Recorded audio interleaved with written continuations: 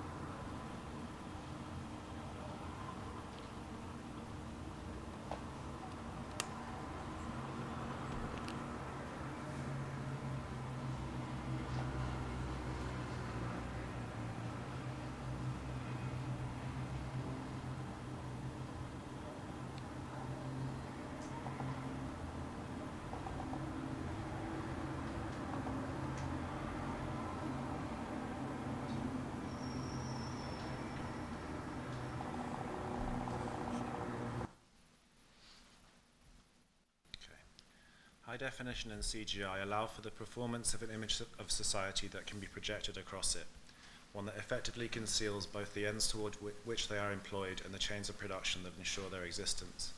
They remain opaque, their resolution scaled high enough to cover ever larger swathes of physical devastation and to subsume ever more violent and inequitable relations into the unified and impenetrable surface of the image screen. The reactionary nature of any realist aesthetic today is inseparable from this commodity character, tending to reinforce affirmatively the phenomenal surface of society. Realism dismisses any attempt to penetrate that surface, or to comprehend the social and economic forces of which it is a product. The image at the beginning of this talk documents an example of one such performance. The demolition of the Haygate estate in London to make way for the Elephant Park development entered its final phase as the last residents were forced from their homes in 2013. When the building stood empty, the land around had been fenced off. Its final application before demolition was to serve as a giant projection screen for a promotional video by Lend-Lease, the site's developers. This projection is an example of the integral role that these technologies play in visualizing the ideology of urban renewal, which implicitly stakes its claim for regeneration on the distinction between desirable and undesirable residents, those who contribute to society and so are permitted to form part of its fabric, and those who are undesirable or actively corrosive to the social fabric and therefore excluded from it.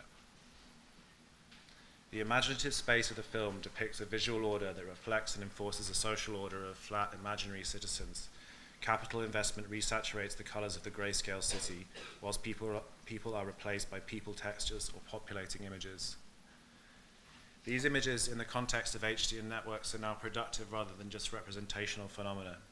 So the projection does not just visualize an ideology, but is in fact the very space and container of its social presence and effect, spread over the physical architecture of the ruins of the old building, now synthetically and hygienically covered in a white screen, which doubles as the clinical mask of the building's destruction, the blank, content-ready visage that is the public face of the residents' forced evictions. An analogue of Lend-Lease's projection can be found in this LCD screen in Beijing's Tiananmen Square.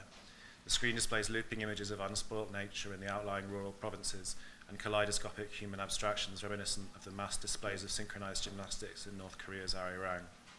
Whilst it contributes, like all electronics, to levels of pollution and environmental degradation, which remain largely localized to sites of production and are therefore excluded from much of its discussion in the West, the screen is able to present itself in this context as bearing little relation to the contradictions of its production, and thus illustrates the tendency of these technologies to produce an image of reality in which the existence of an HD CGI-enhanced image is prerequisite and therefore precludes analysis and critique, as a representational surplus that can be experienced and thought of in isolation from normal chains of production and infrastructure. The question remains, though, of how digital technologies specifically differ from older technologies of representation and communication, or rather in what respect are they differ not only in extent but fundamentally in kind from previous technologies. Considered from the perspective of pervasive cultural attitudes to technology, one key difference is in the framing of their apparent personal and presumptive capacities.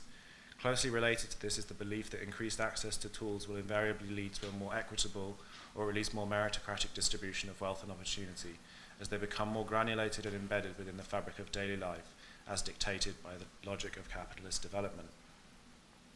This belief, held by many living and working in the tech startup centers of the world, could perhaps be referred to as a kind of techno-solutionism, and paired with the conviction that the democratic potential of digital technologies imbues them to such an extent that it rules out the possibility, in the minds of the ideologues at least, of them being part of inequality and exploitation. In their 1995 essay, The Californian Ideology, Richard Barbrook and Andy Cameron characterize what they describe as the willful blindness of tech entrepreneurs to the social polarization of California.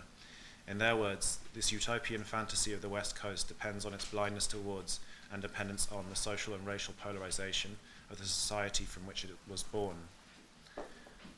Similarly, a contemporary example of this kind of techno-solutionism can be found in a blog project that I found a long time ago called Finding the Unjustly Homeless and Teaching Them How to Code. The story unfolds. Patrick, a young software engineer, is confronted by the reality of the social and racial polarization of his society on his way to work in San Francisco, and is inspired to fix the glitch. He offers a homeless man the choice between $100, no strings attached, or a laptop and a book on JavaScript. The homeless man, Leo, chooses the laptop, the correct choice, and a series of inspirational daytime TV appearances follow whilst the social fabric of American society remains completely unchanged. A few months later, Leo is arrested by the police for trespassing and his laptop is confiscated. Crucially, as indicated by the title, Patrick believes there exists such a thing as the justly homeless, and by extension the justly impoverished, exploited and invisible. To quote him, "It's that feeling you get when you know the waiter, the cashier, the janitor is in the wrong place. They are smart, brilliant even. This was my attempt to fix one of those broken, lost pieces." Because practitioners of this ideology believe with such conviction that their tools contain inherent democratizing potential, they are unable to conceive of them as playing a part in the maintenance of unequal social relations and acting in the interests of capital. This conviction is expressed in the design, functionality, and marketing campaigns of the commodities they produce, and as these have become ubiquitous, we as users, viewers, and producers have internalized the same blindness. Barbrook and Cameron also point to the transformative effect of the new information technologies on the social space of California, noting that the highly skilled workers that share in the benefits of the digital revolution retreat into affluent suburbs, and that the deprived only participate in the information age by providing cheap, non-unionized labor. In the contemporary context, we can see this in the growing hostility directed towards Google Ventures in San Francisco.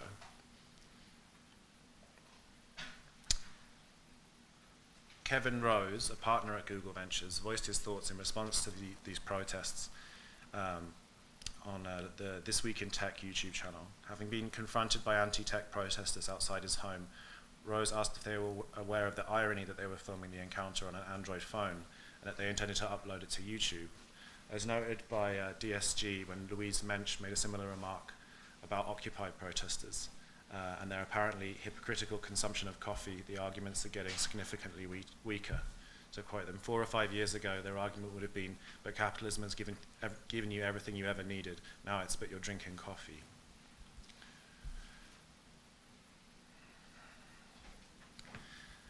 Similarly, it becomes increasingly difficult to continue to buy into the democratizing potential of these technologies when their owners begin to intone that only those views that make no attempt to criticize them can be legitimately expressed through them. In this context, where the possibilities within these image communication technologies are reduced and policed, whilst people become more aware of the polarizing effect of the digital on material and social realities, it becomes clear that if we are to understand the use of high definition and CGI in art, it is crucial that we first look at the applications in which they are most at home, the ideologies that animate their production, and the economic interests that drive their development. As Manuel Castells said, the most critical distinction in the organizational logic of a network is not stability but inclusion or exclusion. Okay. Okay, I might skip forward a bit then.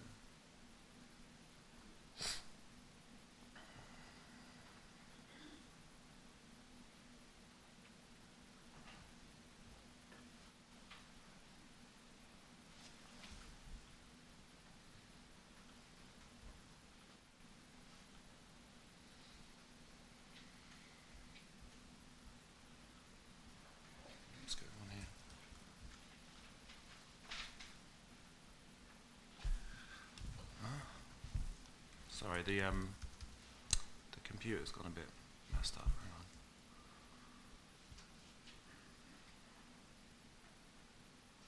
Okay. No? Sorry, guys. Okay, I'll just conclude because I only have 5 minutes left. The capacity of these technologies is to create and maintain a distance from experience at the same time as it reveals ever more intimate details of our lives and bodies, whilst all along what constitutes meaningful experience evades representation. The case with technology, like eye tracking and MRI scans, is that what one is looking at is as much, if not more so, a production of the technological apparatus used in its construction than any truth of the thing that it claims to reveal. Instead, it reveals itself, its own representational logic. As an Apple commercial said, we think that technology is at its best when it's invisible, when you're conscious only of what you're doing and not the device you're doing it with. Okay, I'll finish with this. The success of these technologies does not depend on and will not be ameliorated. The poignancy of the outstretched palm as a visual trope of the internet lies in its dual representation of both the desire for connectivity to be realized as collectivity and of the reassertion of the boundaries and demarcations of private property online that render the realization of these desires impossible. So this is a person performing distance healing through Skype on someone with back pain around the world. So I think it speaks to some kind of interesting desire to kind of connect, but also the idea that these healers stand here as a monument to the impossibility of realizing that collective potential as a product of intersubjective universal labor, and they're sort of like virtual property guardians in a way. Anyway, sorry that was a bit messy. There you go. That's that. Thanks. Shall not pass.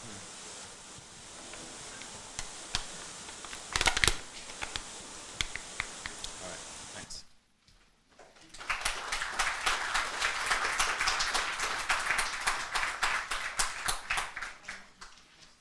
Well, I'll introduce Rowan while we figure out how Mac computer works.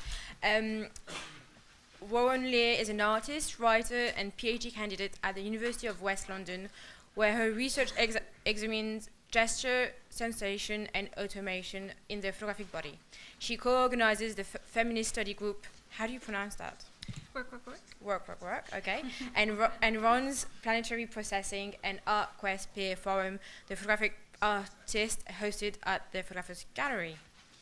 Here, yeah. Are we okay? Yeah. Okay, thank you everyone for being here and listening to me, and thank you to the organisers for inviting me to speak. We'll see. A young woman sits at an assembly line in a Donlim factory, Shenzhen, tapping electrical components together, microprocessor after microprocessor after microprocessor. Later, she leans on a bunk bed in a cramped dormitory with other factory workers. Their faces are lit by the screens of their smartphones, fingers tapping, sliding, scrolling, smearing. In Alan Sekula and Noel Birch's 2012 film, The Forgotten Space, we witness the world become factory, a global capitalist machine driven by the repetitive and unceasing movements of cargo ships, container automation, factory machinery, and the tapping digits of the low-waged worker and the compulsive consumer. It is precisely the tapping fingers, entangled in threads, parallel threads, of production and consumption that I want to think about today in relation to photography. As will become clear from my slides, I'm not invested in isolating our contemporary situation of networked imaging from prior configurations of photographic practice. Rather, I propose that photographic fingerwork, as well as participation and its discontents, have histories that predate the digital and even photography itself. So let's visit the century of photography's emergence, though not yet photography. In his book Discourse Networks, 1800 to 1900, Friedrich Kittler notes that young middle-class women, their fingers trained on the piano but excluded from formal education, became willing operators of the new technology of the typewriter. While male clerks rejected the machine on the basis of its unthinking automaticity, they failed to observe that what the typewriter required was precisely a blind, tactile power. Citing literature of the period, Kittler writes, "Women have the admirable ability to sink to the level of mere writing machines. Remington typewriters turn the systematic handicap of women, their insufficient education, into a historical opportunity." In her book Zeros and Ones, Sadie Plant summarizes this shift. If handwriting had been manual and male, typewriting was fingerprinting, fast, tactile, digital, and female. Text was no longer in the grasp of the hand and eye, but guided by contacts and keystrokes, a matter of touch sensitivity. The fingers of piano-trained women, habituated to the touching of keys and imbued with the muscle memory of melody, were poised to take up their new function. Let's pause and consider the affinity of female fingers with the apparatus. Enforced unqualification qualified female hands and oriented them towards the typewriter, towards wage labor, though admittedly low paid, and participation in the workforce, and, by accident rather than design, towards greater literacy for women. My thinking about feminized fingers here is not a move to essentialize the characteristics of gendered, racialized, or otherwise marked bodies, but to note the presence of a sociocultural, patriarchal, and colonial discourse that inscribes certain bodies with certain qualities. Lisa Nakamura describes the work of hundreds of indigenous Navajo women in the early manufacture of semiconductors, which required painstaking attention to detail and intense focus. One manager described the company's success in exploiting untapped wealth of the natural characteristics of the Navajo and inherent flexibility and dexterity. Simultaneously, Nakamura observes, women of color were hailed as the ideal workforce because they were mobile, cheap, and above all, flexible. They could be laid off at any time and could not move to look for alternative forms of work, while their employers could close plants and reopen them in locales with the most favorable conditions. We can see that feminized fingers beget feminized labor, their qualities valued and appropriated, but considered mechanical and disposable. No wonder that Donna Haraway called women of color a cyborg identity. She argues that work is being redefined, this is in 1985, as both literally female and feminized, whether performed by men or women. To be feminized means to be made extremely vulnerable, able to be disassembled, reassembled, exploited as a reserve labor force, seen less as workers than as servers, subjected to time arrangements on and off the paid job that make a mockery of a limited workday, leading an existence that always borders on being obscene, out of place, and reducible to sex. With roots in the unpaid labour and the precarious second job of the home worker, feminized labour is characterised by economic relations that produce a fundamentally precarious embodiment. And there has been much critical work connecting female fingers in the electronics industry and entangling the technological and the economic. The writers I've mentioned, Sadie Plant, Haraway, Nakamura, are key examples. Yet we seem to lack such an analysis in the discourses around photography. What is the fingerwork of photographic labour? What can it tell us about the relation of photography to capitalism? So let's return to the 19th century. I mean, we're always there, up here. Actually, no, 20th. A new machine materializes, but photography in its early years is perhaps too messy, bulky, and experimental to be ingested yet as muscle memory, and too bourgeois and costly for a mass market.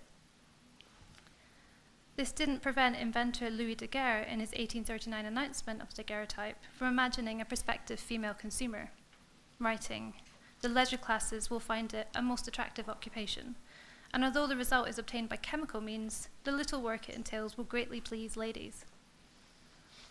Indeed, Daguerre is correct about the adoption of photography by women. By the 1870s, photography is long considered a field of endeavour particularly suited to women. Nevertheless, not all doors were open. The flourishing photographic societies were slow in admitting female photographers, which restricted their access to the latest photographic innovations. But women were increasingly employed within the micro-industrial photographic studio. According to Jabez Hughes, there were three main areas in which women worked. The maid-of-all-work class, involving preparing the paper and printing negatives, the most laborious and dirty work. The shopwoman class, a common position for women, whose work included mounting and retouching photographs and preparing patrons for a shoot. And finally, the governess class, who took on a greater degree of management responsibility and the attracting of new patrons. Feminized fingers proved their proficiency across the spectrum of photographic work: blind mechanical handling in a darkroom, artistic dexterity in retouching prints, organizational and informational skills, and the gestural, effective labor of client relationships. By 1873, a number of women ran their own studios, a number that would increase towards the end of the century. Often the photographic studio, like that established by the London photographer Alice Hughes in 1891, underwent rapid expansion and an adaptation to a small-scale model of industrial labor, with employees performing fractional parts of the photographic process. This is a literal digitization of photographic labor, the disassembling, reassembling, rationalizing, and reordering of work into discrete tasks and temporalities, a move as familiar to the tailorized factory worker as to today's gig economy worker. Many fingers, many feminized fingers, make light work. This disintegration of the photographic process, sorry, I left you with that image for ages. This disintegration of the photographic process foreshadows its distribution into various stages of production and consumption in photography's industrialization. The turn of the 20th century consolidates a number of developments: lightweight cameras, dry plate processing, roll film, that will forever alter the fingerwork of the photographer.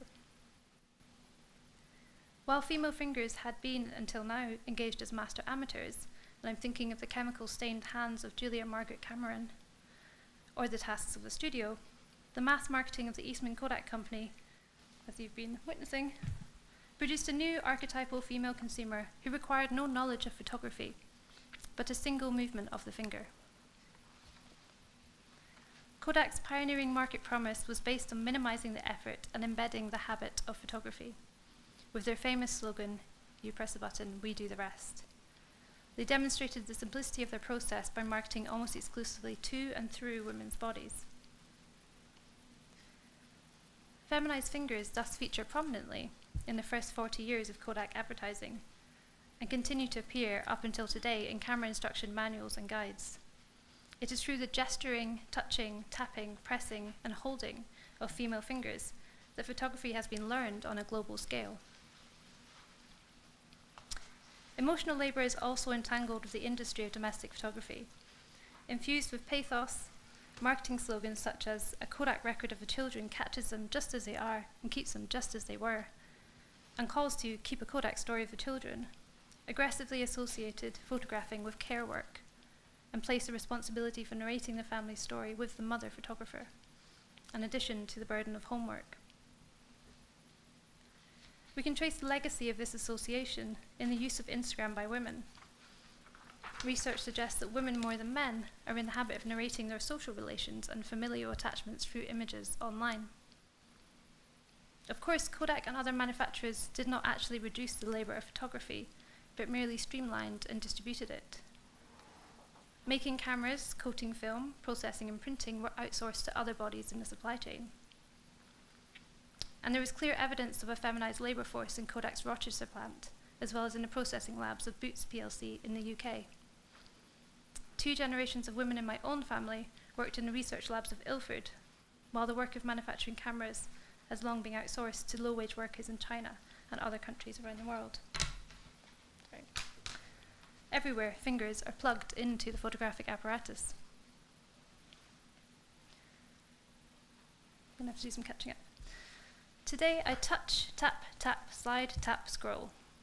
I hold my thumb to a fingerprint reader at the bottom of the screen, which recognizes the signature lines of my skin and unlocks a screen which brightens.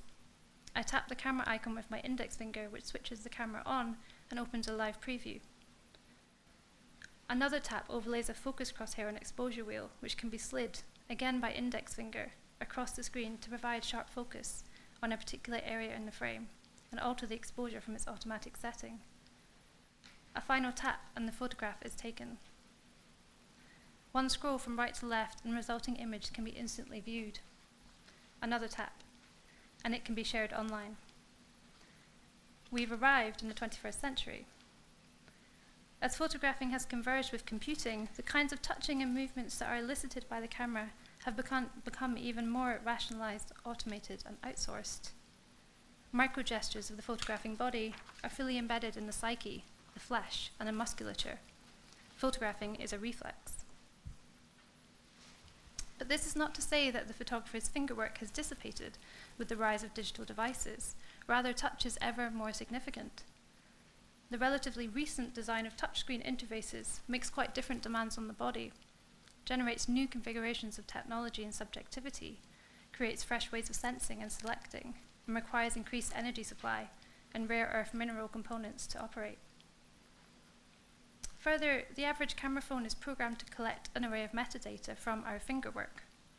With every upload to the cloud, post to a social media platform, or the granting of permission to a new app, these values, along with the image itself, join a vast bank of data concerning the movements, preferences, and tendencies of the camera's host body. William Bogart has argued that, as global capitalism's methods of domination have shifted from discipline to control, the haptic becomes a battleground. He writes, "If the body's optical space was a target of disciplinary societies, haptic control is about its tactile space. Unlike vision, which is concentrated in the head, tactility is distributed throughout the body, including the eyes, in sheets of varying intensities."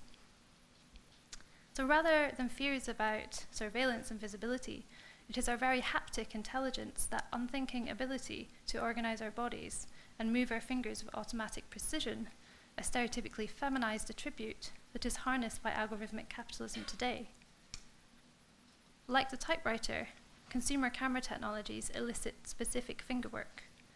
They literally digitize tactile experience and demand that our fingers are busily, even frantically, occupied by habits of photographing. What then might a post-capitalist photography look like? For Bogart, resistance means pushing tactility beyond its parameters, reclaiming too closeness and immersion and fearlessness, and most of all, feelings of power, the body's sensitivity to itself, and its capacities to affect and to be affected. These are the capacities that haptic control destroys. Photography, like so many human activities, is a disaster for the planet and a gift to capitalist society of control.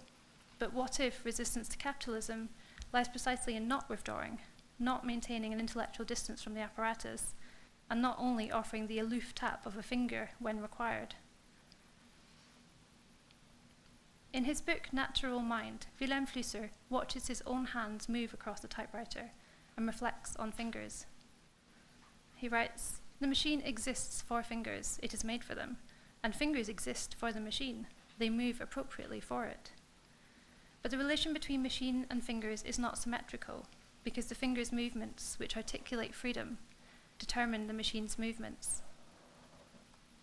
In no way is Flusser proclaiming a notion of free will or pitching of human consciousness against the apparatus here. Rather, he suggests that in gesturing, in their movements, across and in touch with a machine, fingers themselves may realize their virtualities. He claims elsewhere that in the photographic gesture, the human body is so enmeshed with the apparatus as to make it pointless to assign either one a specific function. So the photographing body, as I've described it, cannot be reduced to a single movement of the finger. From the body's labouring and assembly lines to those performing selfie sociality on social media, to those absorbing toxic effluents from photographic pollution, photography is embodied on a planetary scale.